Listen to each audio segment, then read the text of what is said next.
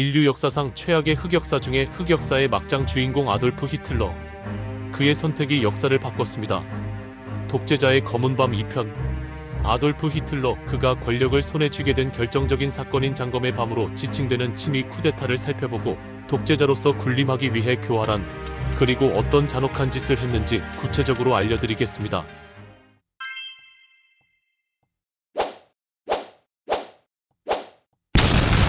안녕하세요. 지식을 쉽게 풀어주는 지식설입니다. 오늘은 히틀러가 독재자가 되는 과정 두 번째 편을 살펴보겠습니다.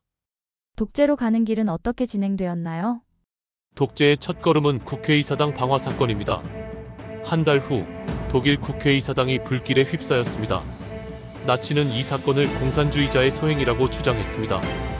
당시 독일 우익 정당들과 국민들은 공산주의를 매우 혐오했기 때문이죠. 나름 정당성을 확보하기 위해 제3의 적을 활용하는 것이지요. 그러나 오늘날 많은 역사학자들은 이 방화 사건이 히틀러와 나치당이 저지른 조작극이었을 가능성이 크다고 보고 있습니다. 어찌되었든 히틀러는 이 사건을 빌미로 공산당을 탄압했고 1933년 3월 23일 그는 수권법을 통과시켰습니다. 이 법으로 인해 히틀러는 의회의 동의 없이 법을 만들 수 있는 사실상의 독재자가 되었습니다. 수권법이 뭔가요? 수권법은 독일 역사상 가장 치욕적인 법안 중 하나였습니다. 이 법이 통과되면서 독일의 민주주의는 완전히 사라졌습니다. 수권법의 핵심 내용은 다음과 같았습니다. 첫째, 총리는 의회의 동의 없이 법을 제정할 수 있습니다.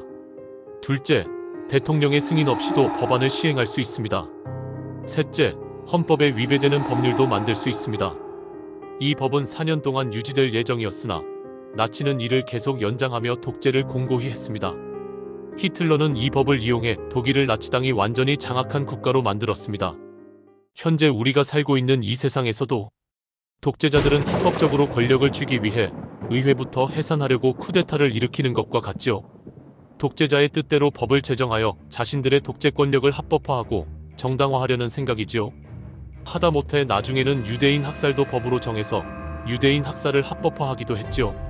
대부분 유대인 학살은 불법이라고 생각하지만 그 당시 독일의 법으로 본다면 합법이기 때문에 죄의식 없이 그런 일을 저지르도록 했던 것이죠.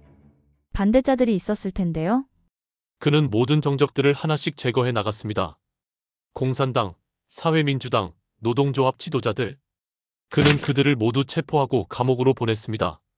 그는 독일을 단 하나의 정당, 나치당만이 존재하는 국가로 만들었습니다. 히틀러의 친위 쿠데타는 독일을 완전한 독재 국가로 만들었습니다. 그 선택은 결국 세상을 2천만이라는 생명을 앗아간 제2차 세계대전으로 몰아넣었습니다. 장검의 밤이란 게 뭔가요? 독재자로 가는 마지막 관문이 되는 밤이었지요. 바로 친위 쿠데타인 것이지요. 1934년 히틀러는 누구도 쉽게 상상할 수 없는 상황에 놓여 있었습니다. 그는 이미 독일의 총리가 되었고 나치당은 가장 강력한 정치 세력이 되었습니다.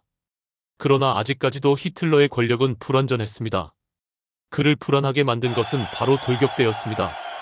돌격대는 나치당 초기에 히틀러의 가장 강력한 무기였습니다. 그들은 거리에서 공산주의자들과 싸우고 반대파를 폭력적으로 제압하며 나치당을 성장시켰습니다.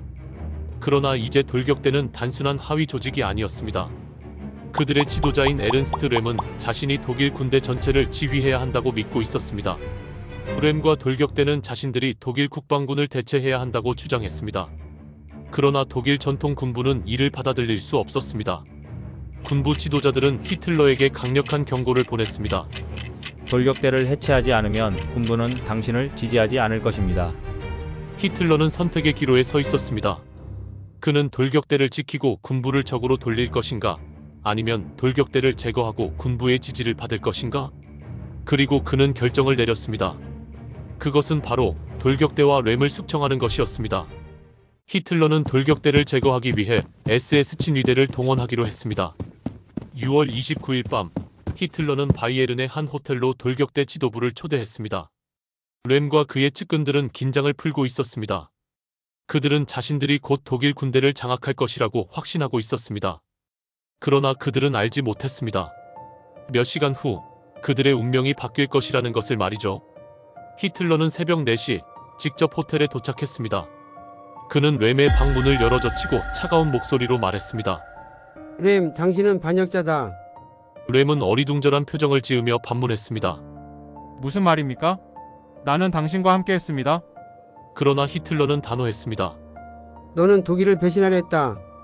더 이상 나와 함께 할 수 없다. 램과 돌격대 지도부는 감옥으로 보내졌습니다. 히틀러는 램에게 마지막 선택지를 주었습니다. 너는 스스로 목숨을 끊을 수도 있다. 그것이 명예로운 길이다. 그러나 램은 대답했습니다. 나는 내 죄를 인정하지 않는다. 내가 죽어야 한다면 직접 나를 쏴라. 이렇게 돌격대의 지도자 에른스트 램은 사라졌습니다. 그러나 히틀러는 여기서 멈추지 않았습니다. 그는 이 기회를 이용해 자신의 모든 정치적 경쟁자를 제거하기로 결심했습니다. 전 독일 총리였던 쿠르트 폰 슐라이허는 집에서 총살당했습니다. 히틀러를 비판했던 보수 정치인 구스타프 폰 카르 역시 죽임을 당했습니다. 히틀러와 반대되는 입장을 가진 좌파 정치인, 지식인, 심지어 나치당 내부 인사들까지 숙청되었습니다. 이 숙청은 7월 2일까지 계속되었으며 최소 85명이 공식적으로 살해되었습니다. 그러나 비공식적으로는 수백 명이 죽었다는 주장도 있습니다. 숙청이 끝난 후 히틀러는 독일 군부의 지지를 얻었습니다.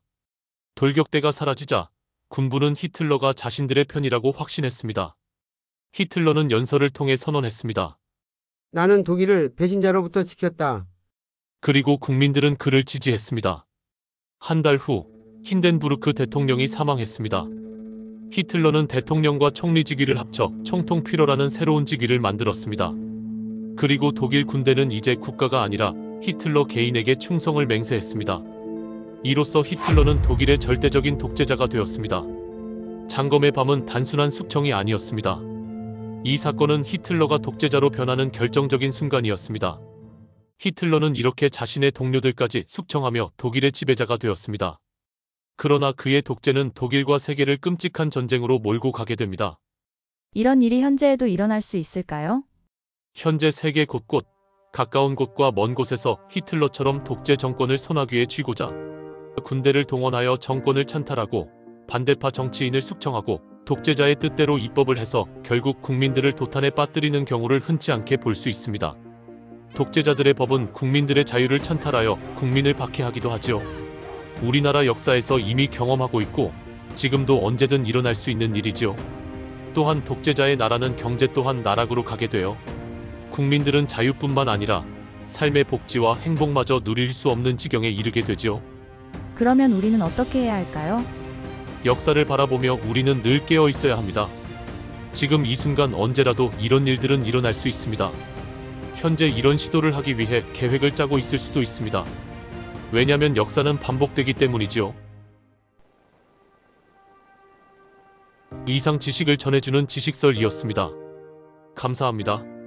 좋아요와 구독은 세계 평화를 꿈꾸는 한 사람에게 희망과 용기를 줍니다.